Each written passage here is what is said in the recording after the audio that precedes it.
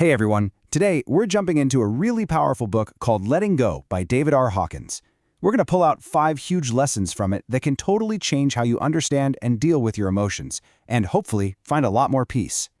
Does life ever just feel like this? Like you're constantly trying to keep your head above water with all the pressure and anxiety? If you've ever felt completely overwhelmed by stress, trust me, you are so not alone. But here's the first big, kind of mind-bending idea from the book. What if all that stress isn't actually coming from your job, or traffic, or your to-do list? What if it's coming from inside you? The book basically says that what we call stress is just the pressure of our own feelings that we've pushed down. So here's the plan. We're going to look at where stress really comes from, why blaming everyone else is such a trap, and how always wanting more can actually hurt us. Then we'll get into the right way to handle our feelings, the amazing power of courage, and we'll wrap up with one simple step you can start using literally today. Okay, so let's dive into that first major idea. The core message of this book is that our feelings literally create our reality. It's not that the world makes us feel a certain way. It's that we bring our feelings out into the world, and that colors everything we see. Just think about it for a second. If you're walking around holding on to a ton of anger, you're going to find things to be angry about everywhere you look, right? The driver who cut you off, the slow line at the store. It's all infuriating. And if you're carrying a lot of fear inside, well, the world is going to seem like a pretty scary place. Our inner world is basically like a pair of glasses that tints everything we look at. So, if our own feelings are creating our reality, what happens when we refuse to actually look at them? Well, we fall right into the biggest roadblock to our own happiness. We start playing the blame game.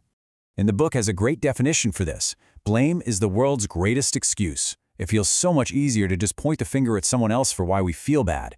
It lets us stay exactly where we are, feeling small and stuck, without having to feel guilty about it, because, hey, it's not our fault. And this is the key insight.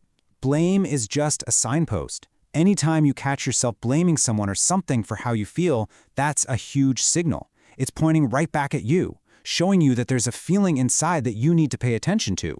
You're just projecting that inner pressure onto the outside world. All right, on to a really surprising idea. We're always told that having ambition and desire is a good thing, right? You gotta want more to get more. But Hawkins argues that this constant state of wanting is actually a huge reason why we suffer. Now, we're not talking about having healthy goals. This is about that needy, grasping feeling, that craving.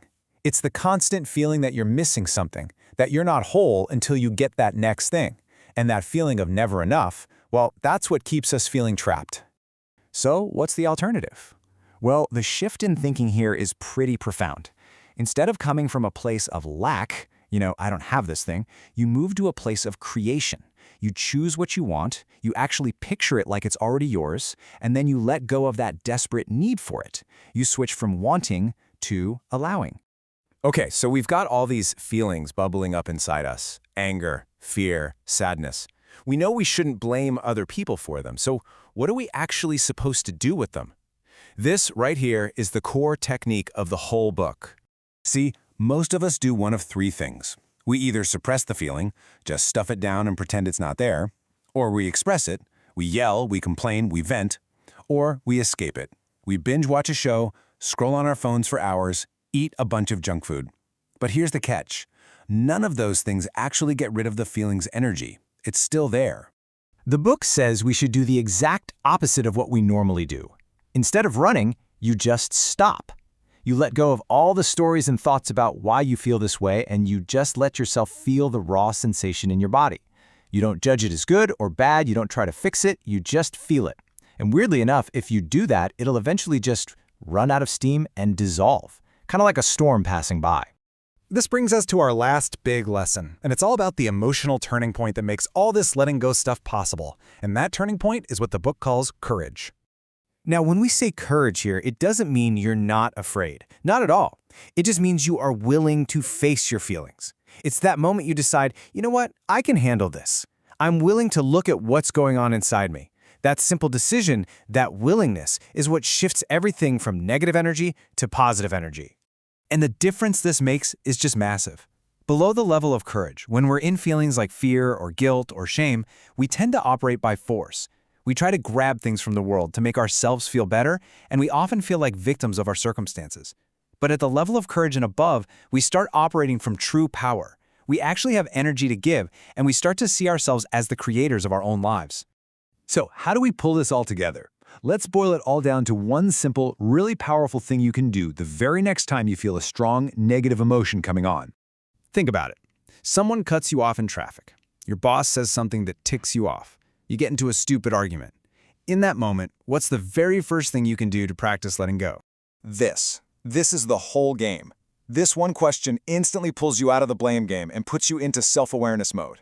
It stops you from just reacting and pointing fingers, and it turns your attention inward, which is the only place you can actually change anything. It turns every frustrating moment into a chance to grow. Because in the end, the people and situations that trigger us the most are actually our greatest teachers. They're like mirrors, just showing us the parts of ourselves that we haven't looked at yet, the parts that are ready to be healed and finally let go. And that brings us to the end, so I'll just leave you with this to think about. It doesn't have to be some huge, life-changing thing. It could be a tiny frustration, a little worry that keeps nagging at you. What's one feeling you're ready to stop fighting with and just let it be there, right now? The whole journey really does start with that one single courageous choice.